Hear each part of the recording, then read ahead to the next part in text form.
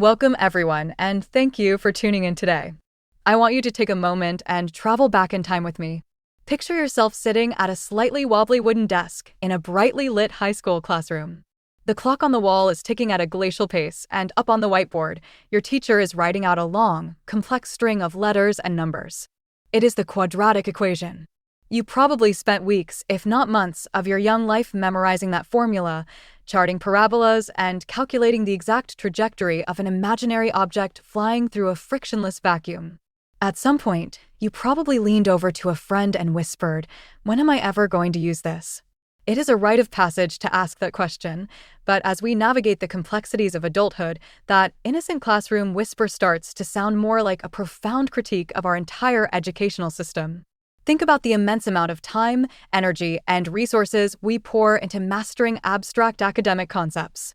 We are taught to solve for X, to memorize the dates of distant historical battles, and to dissect the cellular structure of a plant leaf.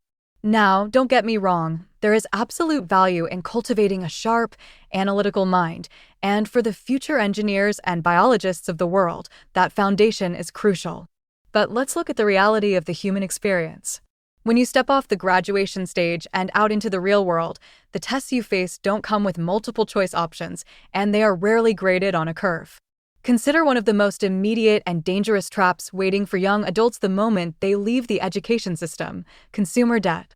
Millions of people walk into adulthood fundamentally illiterate when it comes to the mechanics of money. We spend an entire semester on trigonometry, yet we spend absolute 0 hours explaining how compound interest can either quietly build a fortune or ruthlessly destroy a financial future. We send 18-year-olds out into a landscape filled with predatory lending, high-interest credit cards, and complex auto loans without a shred of armor. There is a profound irony in a system that requires a young person to ask for a hall pass to use the restroom, but allows them to sign legally binding documents that will dictate their financial reality for the next decade, all without ever teaching them what an annual percentage rate actually means. Imagine if we dedicated just a fraction of the time we spend on algebraic formulas to teaching students how to read a lease agreement, how to negotiate a salary, or how to avoid drowning in a sea of minimum monthly payments. But the gaps in our education go even deeper than our wallets. They strike right at the heart of our daily human experience.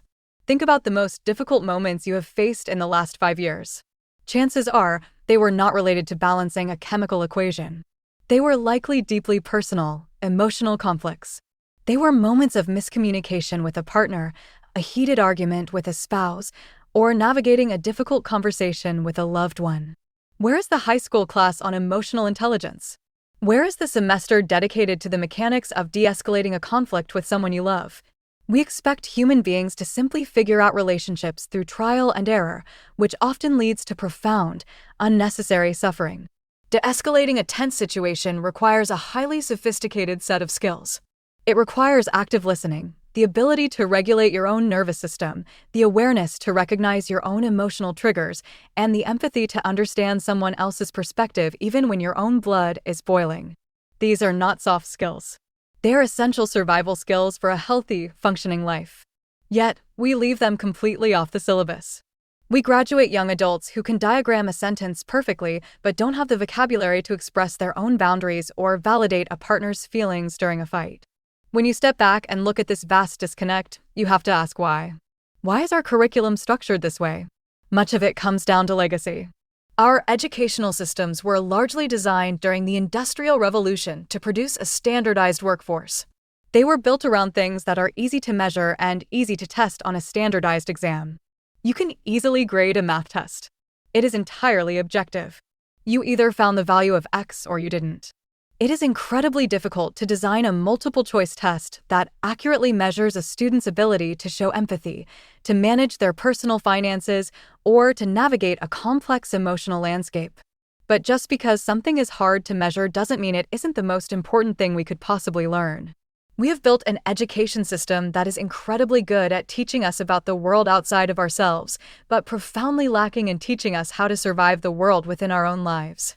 The reality is that true observational wisdom and practical life skills often have to be entirely self-taught. We have to become our own teachers in the subjects of financial literacy, emotional regulation, and relationship building. We have to seek out the knowledge that the curriculum left behind, building our own rapid, smart approaches to the everyday challenges of life. Thank you so much for spending your time with me and exploring this topic today. If this conversation resonated with you, I encourage you to keep questioning the world around you and keep seeking out the knowledge that actually makes a difference in your daily life. Take care, keep learning, and I will see you next time.